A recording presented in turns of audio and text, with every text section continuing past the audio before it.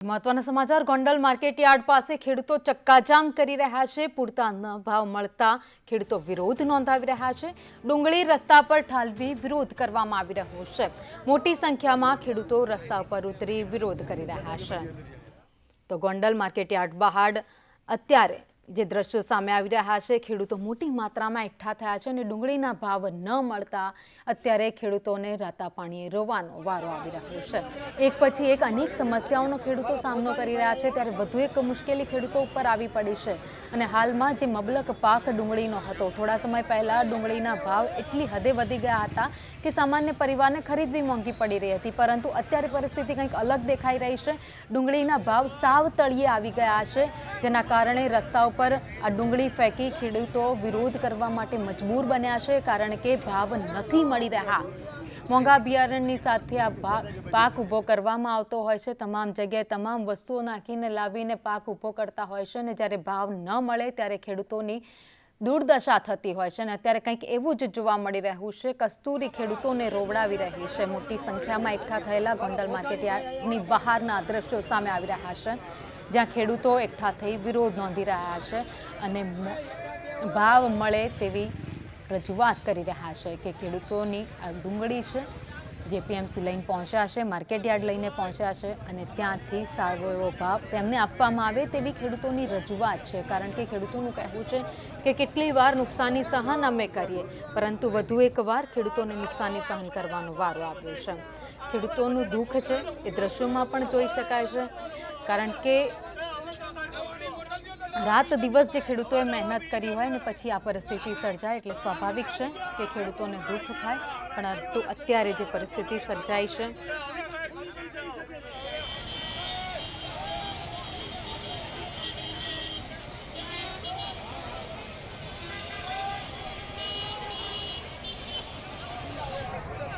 Gondal marketing yard બહારના દ્રશ્યો તમે જોઈ રહ્યા છો। આ ભીડ છે, આ ભીડ કોઈ ખરીદી માટેની નથી, વિરોધ માટેની આ ભીડ દેખાઈ રહી છે। મોટી સંખ્યામાં ત્યાં ખેડૂતો એકઠા થયા છે અને ડુંગળીના ભાવ ન મળતા ચારેકોર જગ્યાએ બેસીને વિરોધ કરી રહ્યા છે। નેશનલ હાઈવે પર ટ્રાફિક જામ થઈ ગયો છે વિરોધના કારણે, કારણ કે રસ્તા ઉપર અત્યારે ખેડૂતો ઉતરી ગયા છે। અનેક જગ્યાએ રસ્તા ઉપર ડુંગળી નાખીને વિરોધ કરવામાં આવી રહ્યો છે, તો ખેડૂતોને પૂરતા ભાવ ન મળતા અત્યારે વિરોધ થઈ રહ્યો છે। ભાવ અને નિકાસને લઈને નિકાસ ઉપર પ્રતિબંધ મૂકી દેવામાં આવ્યો છે। ડુંગળીના ભાવ વધતા જ સરકારે નિકાસ પર પ્રતિબંધ મૂકી દીધો હતો, જેના કારણે અત્યારે ભાવ ઘટી ગયા છે। લલિત વસોયા, નેતા કોંગ્રેસ અમારી સાથે જોડાયા છે। લલિતભાઈ, સ્વાગત છે સંદેશ ન્યૂઝમાં। અત્યારે ગોંડલ માર્કેટિંગ યાર્ડ બહાર ખેડૂતોને રોવાનો વારો આવ્યો છે, કારણ કે ભાવ નથી મળતા, શું કહેશો? પહેલી વાત તો એ છે કે પાંચ દિવસ પહેલા કેન્દ્ર સરકારે ડુંગળીની નિકાસ ઉપર જે પ્રતિબંધ મૂક્યો, એને કારણે ખેડૂતોને ખુલ્લી બજારની અંદર જે 600 થી 700 રૂપિયા સુધીનો ડુંગળીનો 20 કિલોનો ભાવ મળતો હતો, એ ગગડી અને 150 થી 200 રૂપિયા જેટલો ભાવ થઈ ગયો છે। અને એને કારણે ખેડૂતોનો આક્રોશ એ છે કે અમારું જે પડતર છે, જે ઉત્પાદન ખર્ચ છે, ઉત્પાદન ખર્ચ જેટલા પણ ડુંગળીમાં મળતા નથી।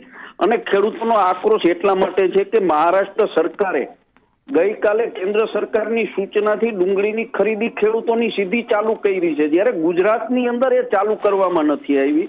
બીજા નંબરની અંદર ભારતીય જનતા પાર્ટીના નેતાઓ પણ મીડિયા સામે આવીને કહે છે કે અમે રજૂઆતો કરી છે। ભાવિની આમાં પ્રશ્ન એ છે કે જે ડુંગળીનું ઉત્પાદન સૌરાષ્ટ્રની અંદર થાય છે, લાલ પત્તી ડુંગળી, એ લાલ પત્તી ડુંગળીનું આયુષ્ય ફક્ત 15 દિવસનું હોય છે।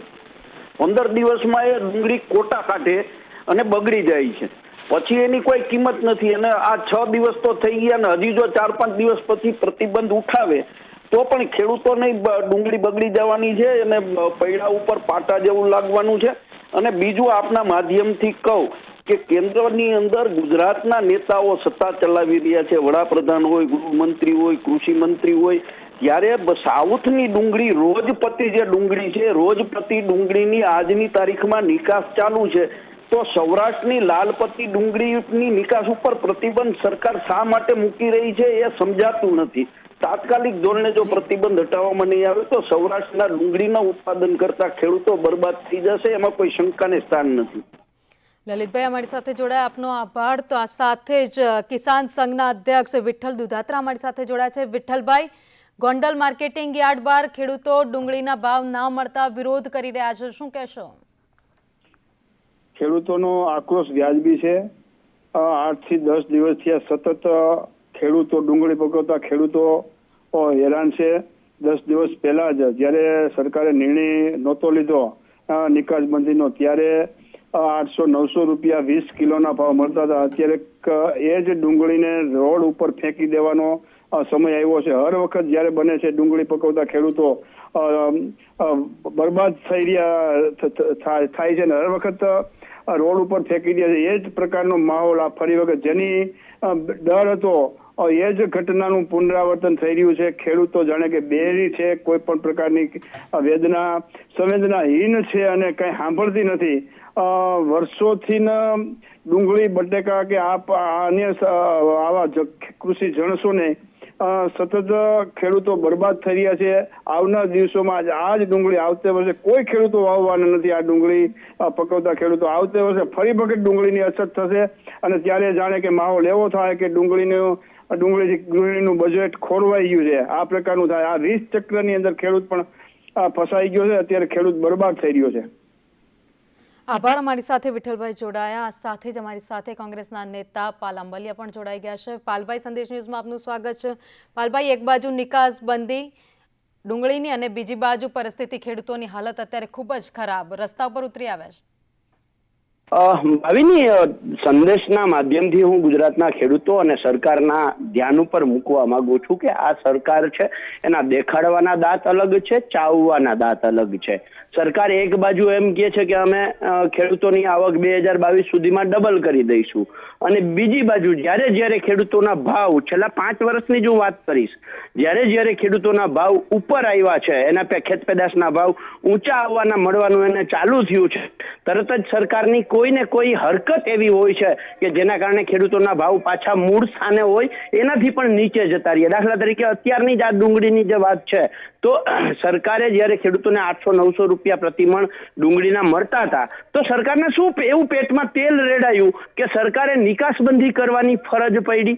ગુજરાતના ખેડૂતોને કે ભારતના ખેડૂતોને ડુંગળીના સારા ભાવ મળે, એમાં સરકારને શું તકલીફ હોય કે એને નિકાસબંધી કરવી પડે? પહેલી વખતની વાત નથી. ગયા વર્ષે તમે કપાસને યાદ કરી લ્યો.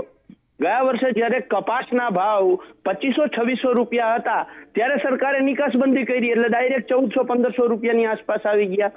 ગયા વર્ષે આ જ રીતે ડુંગળીમાં પણ પ્રક્રિયા થઈ. એના આગલા વર્ષે તમે જોવું, જ્યારે તુવેરના ભાવ ખેડૂતોને બહુ સારા મળતા હતા, ત્યારે કેન્દ્ર સરકારે મ્યાનમારથી તુવેરની આયાત કરી. જ્યારે એના આગલા વર્ષે એટલે 2021-22 ની અંદર જ્યારે ડુંગળી ખેડૂતોની માર્કેટમાં આવવાની હતી, ત્યારે જ બરાબર કેન્દ્ર સરકારે 5 લાખ મેટ્રિક ટન ડુંગળીની આયાત કરી. ગયા વર્ષે ખેડૂતોને ઘઉંના ભાવ સારા મળવાના ચાલુ થયા, એટલે કેન્દ્ર સરકારે જાહેરાત કરી કે અમે ઘઉં છે એ જે અમારી પાસે જથ્થો છે એને ખુલ્લો મૂકીએ છીએ અને માર્કેટમાં મૂકીએ છીએ.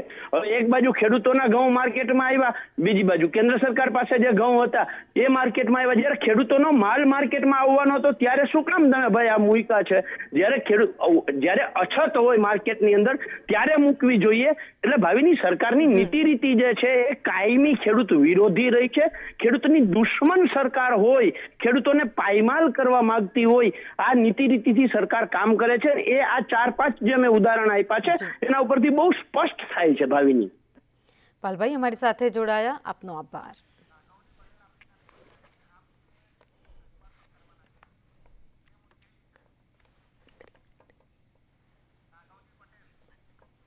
કૃષિ મંત્રી રાઘવજી પટેલ અમારી સાથે જોડાયા છે. રાઘવજી, સંદેશ ન્યૂઝમાં આપનું સ્વાગત છે. રાઘવજી, અત્યારે ગોંડલ માર્કેટ યાર્ડ બહાર ખેડૂતોનો વિરોધ છે, ડુંગળીના ભાવ નથી મળી રહ્યા, સરકાર પર સીધા જ આક્ષેપ થઈ રહ્યા છે. હેલો. જી સર. હા રાઘવજી, અત્યારે જી ડુંગળીની નિકાસબંધી થવાથી ખેડૂતોને મળતા ભાવો ઉપર અસર થઈ છે અને એની રજૂઆત રાજ્ય સરકારને પણ મળી છે.